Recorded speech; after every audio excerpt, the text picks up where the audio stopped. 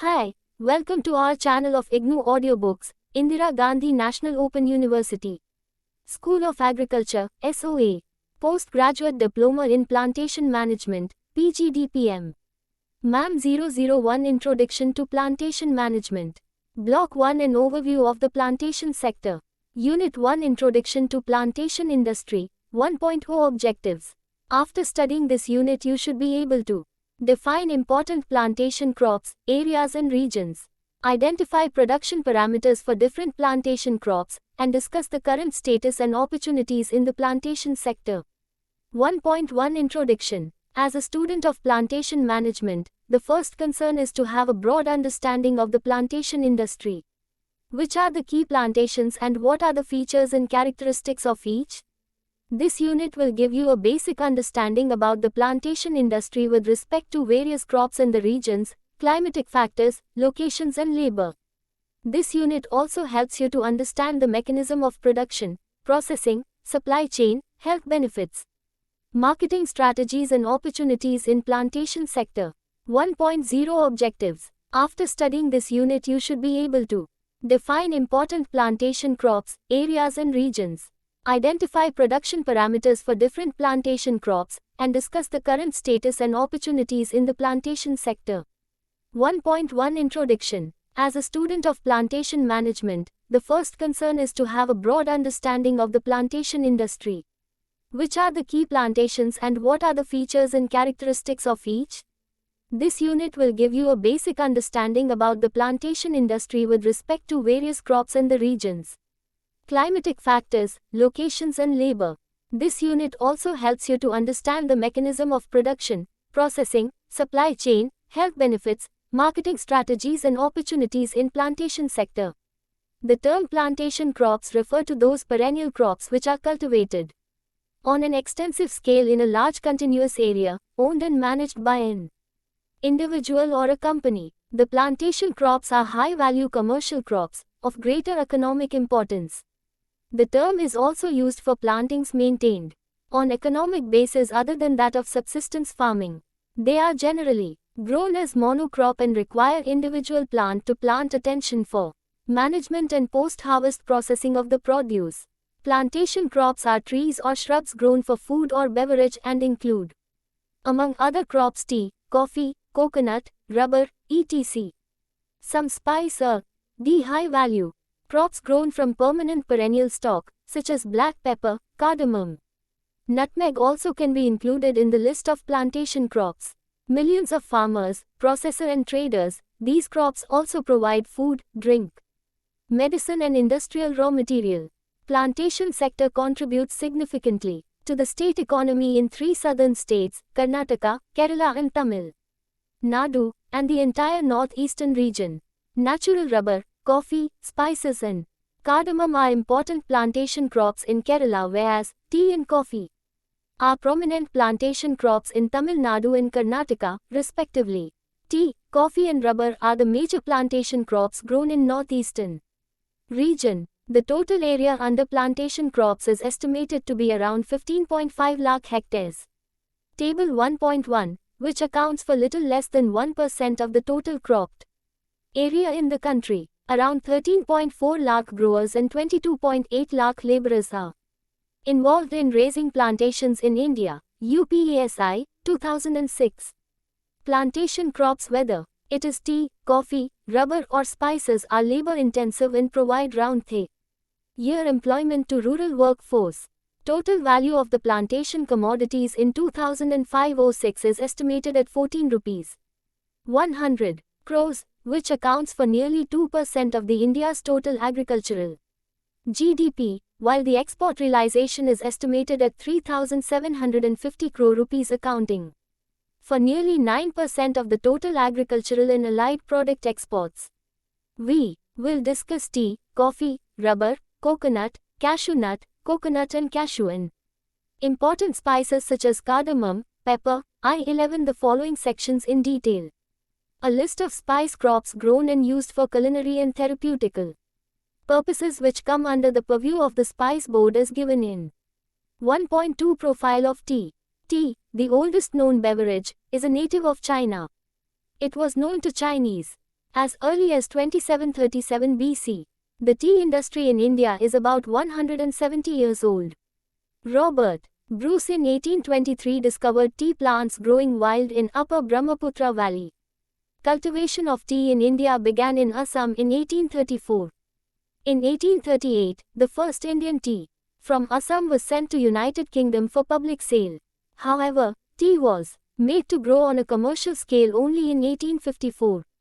By 1856, tea plantations had started in India in Darjeeling and Kachar along with gardens in Terai in 1862 and in the Dawes in 1874. In South India, large-scale tea plantations started from 1859 to 1897. Thereafter, it was extended to other parts of the country between 50s and 60s of the last 20th century. However, owing to certain specific soil and climatic requirements, its cultivation was confined only to certain parts of the country. The tea industry has an important and special place in the Indian economy.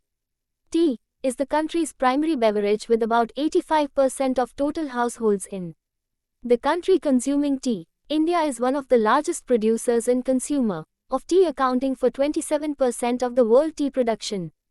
India is also an important tea exporter, accounting for around 12 to 13% of world tea exports. Tea industry provides gainful direct employment at tea plantations to around 12.7 lakh people, of which 50% are women, mainly drawn from the backward and socially weaker sections of the society. Tea industry also provides employment to additional 20 lakh people indirectly. It is also a substantial foreign exchange earner and provides sizable amount of revenue to the state and central exchequer.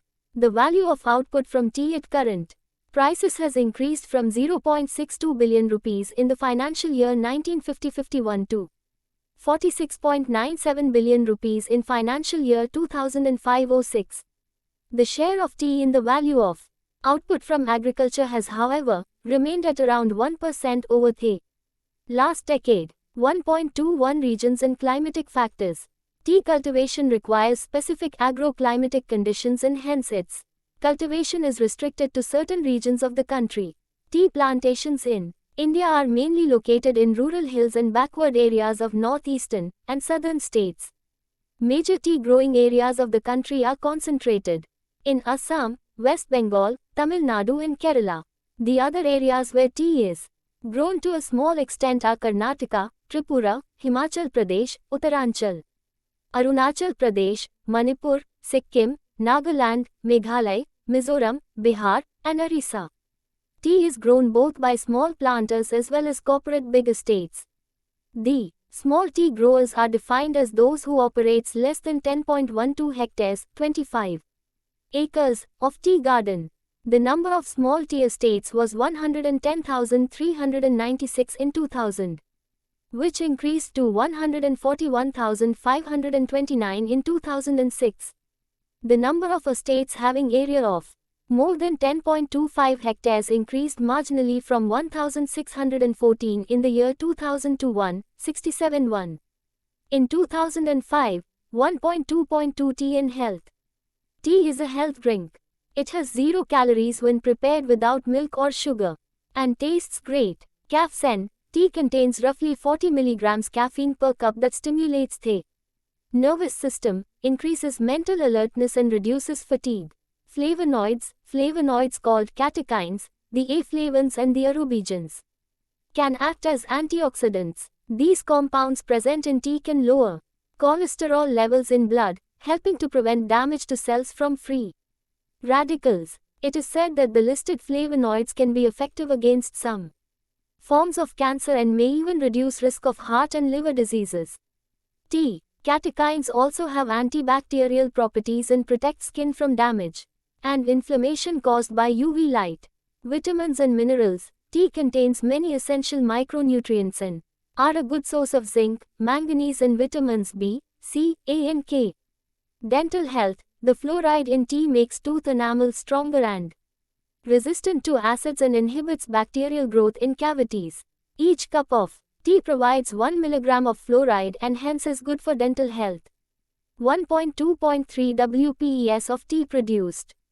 There are different types of made tea based on the methods of processing or Period of fermentation of fresh leaves. CTCTs, cut, tear and curl describes a machine which literally cuts, tears, and curls the withered leaf, breaking the leaf veins. This releases the juices or enzymes of the leaf and completes the second stage of manufacture. Today, CTCT, or unorthodox tea, is applied to all types of manufacture other than orthodox. It is used in the second stage of manufacture where the tea leaves are broken into particles before fermentation and drying. Orthodox tea, a machine which takes its name from the first mechanized method used in the second stage of tea processing that rolls the withered leaves, thus breaking the veins and releasing the leaf enzymes. Teas made by this method are known as orthodox teas. Black tea, BT. In black tea production, the tea leaves are allowed to introduction to plantation completely oxidize. Black tea is the most common form of tea in South Asia industry, and also in Kenya. Black tea is further classified as either orthodox or CTC. Orthodox and CTC teas are further graded according to the post-production leaf quality by the Orange Pekoe system. Green tea, GT. In the manufacture of green tea, the oxidation process is stopped after a minimal amount of oxidation by application of heat. Tea that is withered immediately steamed or heated to kill the enzymes and then rolled and dried. It has a light appearance and flavor. White tea, made from young leaves, new growth buds, that have undergone no oxidation. White tea is produced in lesser quantities than most of the other types, and can be correspondingly more expensive than tea from the same plant processed by other methods. It is also less well known in countries outside China. Oolong. Oolong is semi-fermented tea where the oxidation process takes 2 to 3 days. Unlike most other tea producing and exporting countries, India has dual manufacturing base. India produces both CTC and orthodox teas in addition to green tea. In India till the 1990s, orthodox tea dominated India's tea production. However, since the 1990s, the share of CTC tea has recorded a sharp rise and now accounts for 88.6% of India's tea production. The balance comprises orthodox, 10.8%, and green tea, 0.6%. The increase in CTC production has primarily been driven by the fact that yield number of tea cups per kilogram from CTC is more than double of that from orthodox. Moreover, CTC production is less labor-intensive. Steps in tea manufacturing. The following steps are generally involved in the manufacture of tea irrespective of methods of processing. A. Withering. Withering is done through exposure of tea leaves plucked from the garden to air under natural or controlled conditions. Tea leaves are spread in lofts or troughs to reduce moisture content of the leaves. Partial dehydration of shoots, about 75% moisture, to make them leathery or placid for rolling. Fresh air is blown through fans to hasten the withering process. As expected, withering is faster during hot weather and takes more time during rainy season. B. Rolling is done to rupture and distortion of tea shoots to allow mixing of enzymes and substrates. Rolling is carried out by a series of machines or a single roller which breaks the cells in the leaves and liberates the sap containing enzyme. Rolling results in shoots cut and twisted, cellular constituents mixed, and oxidative changes set in. Afterwards the fine, sifted rolled ones are sent for fermentation and coarse ones are again sent for rolling. C. Fermentation. Rolled tea materials are either spread on the concrete floor or kept in aluminum trays. Fermentation is done through exposure to air under controlled temperature, about 30 degrees Celsius, and humidity. This is carried out to induce chemical changes of leaf constituents by enzymatic oxidation. The properly fermented tea takes golden red or coppery color. This step decides the quality, i.e., strength, color and briskness of tea. D. Drying. This step aims at stoppage of fermentation and dehydration to ensure keeping quality of product. Drying is achieved by passing the fermented tea in thin layers through conveyors into a dryer in which it is exposed to a blast of hot air in a counter-current dryer, inlet, 80 to 100 degrees C, exhaust, 50 to 55 degrees Celsius. After drying, moisture is reduced to about 4%. Product attains characteristics color and appearance. A. Grading and sorting. This involves separating or removal of dust and fiber and grading into 2 to 6 clean grades. Stocky fibers which affect the quality are removed by using fiber separator machines. The bulk tea is passed through different sized meshers which aid in separation into different grades. 1.2.4 Exports. Indian tea export has been an important foreign exchange earner for the country. Till 1970s, UK was the major buyer of Indian tea. Since 1980s, USSR became the largest buyer of Indian tea due to existence of the trade agreement between India and the erstwhile USSR. It remained to be the major buyer of Indian tea, accounting for more than 50% of the total Indian export till 1991. The major competitive countries in tea export in the world are Sri Lanka, Kenya, China and Indonesia. China is the major producer of green tea while Sri Lanka and Indonesia are producing mainly orthodox varieties of tea. Kenya is basically a CTC tea producing country, while India is facing competition from Sri Lanka and Indonesia with regard to export of orthodox teas, and from China with regard to green tea export. It is facing competition from Kenya and from other African countries in exporting CTC teas. Because of absence of a large domestic base and due to comparatively small range of exportable items, Sri Lanka and Kenya have an edge over India to offload their teas in any international markets. This is one of the reasons of higher volume of export by Sri Lanka and Kenya compared to India. Another important point is that UK has substantial interest in tea cultivation in Kenya. Most of the sterling companies after Indianization due to implementation of FARA Act started tea cultivation in Kenya. So it makes business sense for UK to buy tea from Kenya and became the largest supplier of tea to UK. 1.3 Profile of coffee.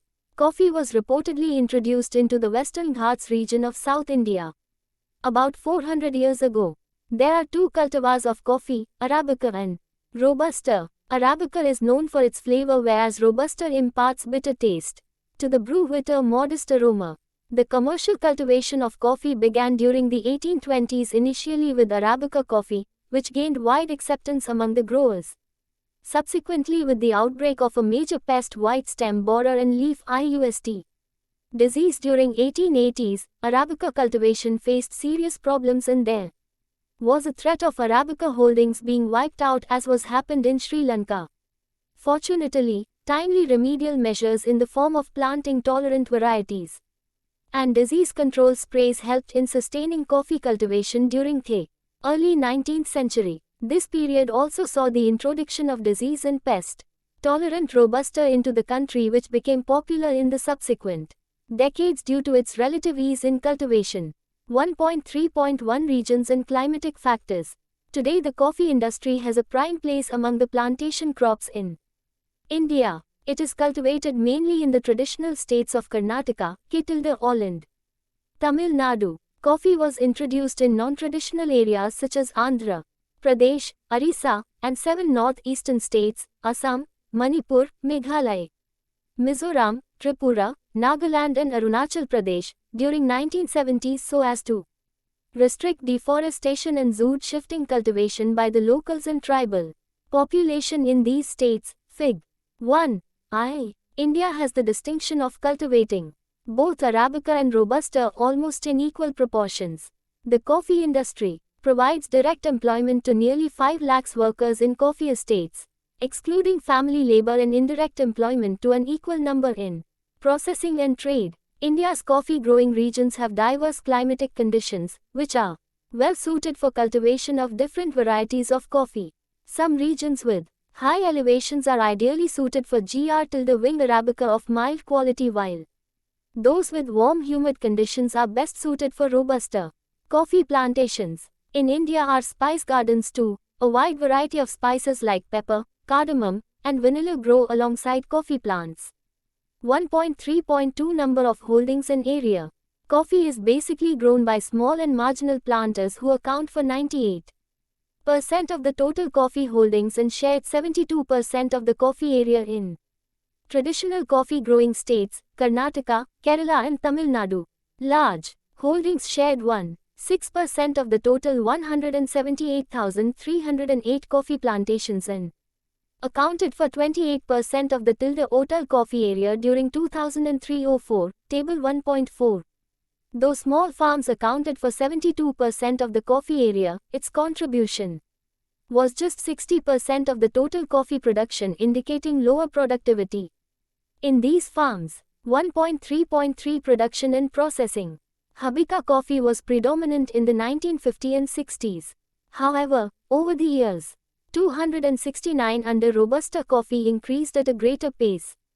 As Robusta coffee can be planted at lower elevations also, and being a relatively sturdy crop, it needs less attention as compared to Arabica. Moreover, disease and pest problems are less severe in Robusta, and this led to expansion in the area of Robusta coffee in the recent past.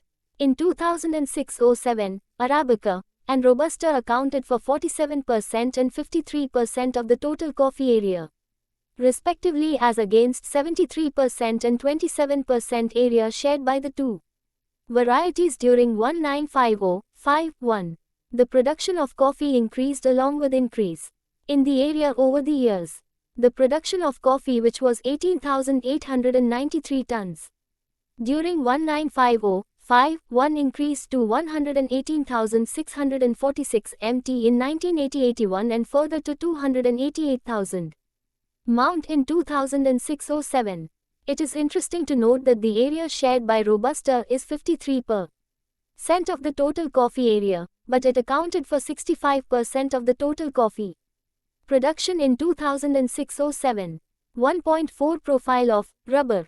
There are many plant species which produce rubber.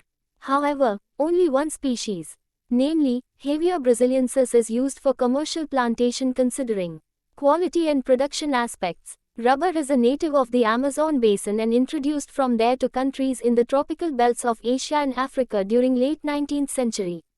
The British industry introduced commercial cultivation of natural rubber in India, and experimental efforts to grow rubber on a commercial scale in India were initiated as early as 1873 at the Botanical Gardens, Calcutta. The first commercial Hevea plantations in India were established at Thatikadu in 1902. Rubber is a quick-growing, fairly sturdy, perennial tree of a height of 25 to 30 meters. It has a straight trunk and thick, light, brownish-gray, somewhat soft bark. The tree is deciduous in habit and sheds leaves during winter from December to February in India. Refoliation is quick and copious, followed by flowering. Flowers are small, appearing in large clusters. Fruits are three-lobed, each with three seeds like castor seeds in appearance, but much larger in size. The seeds contain oil which has industrial uses. 1.4.1 Regions and climatic factors. The rubber growing regions in India can be classified under two major zones: traditional and non-traditional, on the basis of agroclimatic conditions. Traditional rubber growing area includes Kanyakumari district of Tamil Nadu and Kerala. Rubber plantations have been extended to other areas in India, namely, coastal Karnataka, Goa, Konkan region of Maharashtra, hinterlands of coastal Andhra Pradesh and Orissa, the northeastern states, Andaman and Nicobar Islands etc., which are grouped under non-traditional zones. Latex is obtained from the bark of the rubber tree by tapping. Generally, it takes 6 to 7 years for a rubber plant to start yielding latex. TKEs are regarded as tappable when they attain a girth of 50 cm at a height of 125 cm from the bud. Union. In seedlings, the first opening for tapping is recommended at a height of 50 cm when the girth is 55 cm. In a budded tree, subsequent panels are also opened at the same height, i.e., 125 cm. The height specified for opening subsequent panels on a seedling tree is 100 cm. It is advised to begin tapping when 70% of the trees in the selected area attain the standard girth. In the traditional region, it takes an average of 7 years to reach this stage. Planting of healthy saplings or plants grown in polybags reduce the gestation period. 1.4.2 Area, production and processing. As stated earlier, Kerala, Tamil Nadu, Karnataka in South 1 NDI, and Tripura in The Northeast are the major rubber growing states in India.